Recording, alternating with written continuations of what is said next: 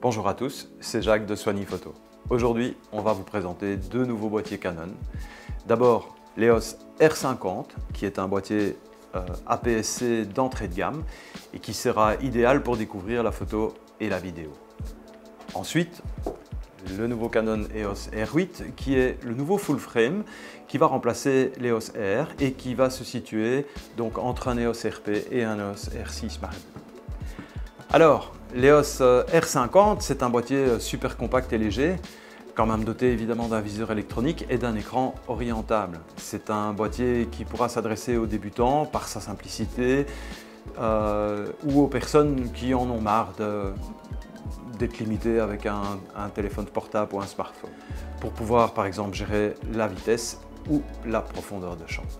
Ce sera aussi un excellent appareil pour les utilisateurs qui ont besoin d'un boîtier peu encombrant, qui fait de la photo et de la vidéo de qualité. Pour voyager léger ou faire du vlogging par exemple, en fait, qui est très à la mode pour le moment. C'est un boîtier dont les boutons en fait sont paramétrables et qui rendra l'utilisation beaucoup plus simple à la majorité des gens. L'appareil est doté d'un capteur 24 millions de pixels et de la puce Digi10 qui permet d'avoir un appareil très réactif et pourra gérer par exemple la fusion d'images en HDR en interne dans l'appareil sans devoir passer par un logiciel externe et c'est quand même vachement bien.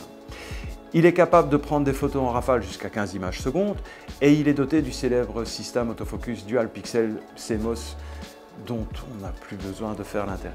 En ce qui concerne la vidéo, l'appareil va produire des vidéos en 4K 30 images secondes sans crop, important, et 120 images par seconde en Full HD, ce qui est plus qu'honorable pour un boîtier d'entrée de gamme. La durée d'enregistrement va monter jusqu'à 60 minutes et elle ne sera pas limitée comme dans les modèles précédents. Alors, au niveau de la connectique, le boîtier dispose d'une sortie micro HDMI, d'une entrée micro et d'une grille flash intelligente qui permettra par exemple d'y attacher un micro sans câble apparent. Donc, directement connecté et par la grille flash de l'appareil. L'appareil est complètement Wi-Fi, il pourra être contrôlé également via smartphone, ce qui est quand même un gros plus. Il sera aussi reconnu comme webcam lorsqu'il sera branché en USB. Ça va faire le plaisir des blogueurs. C'est donc idéal pour le streaming et pour le gaming par exemple. Alors, ensuite, on va passer sur l'EOS R8. Lui qui va se placer juste en dessous de l'EOS R6 Mark II. Petite information importante, il n'y a pas de système IBIS dessus, mais on va vous expliquer pourquoi juste après.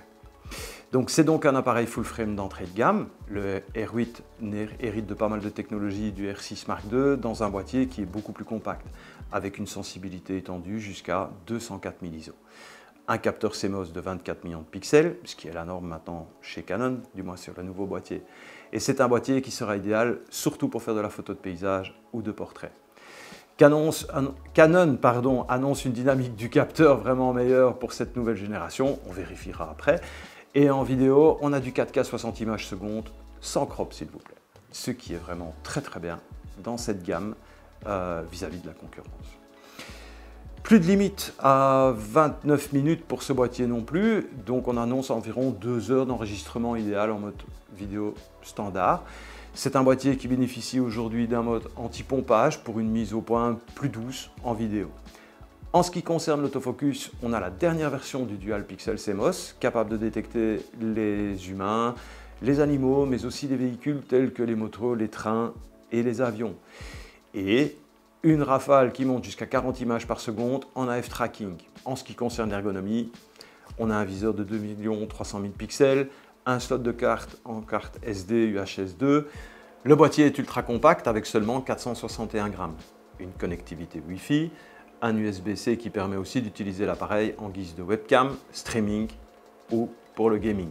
Alors maintenant vous avez l'habitude, en dessous vous allez trouver les liens. Sur le site, les liens également pour les précommandes. Il faut savoir que le R50 sera disponible normalement fin mars et pour le R8 aux alentours de mi-avril.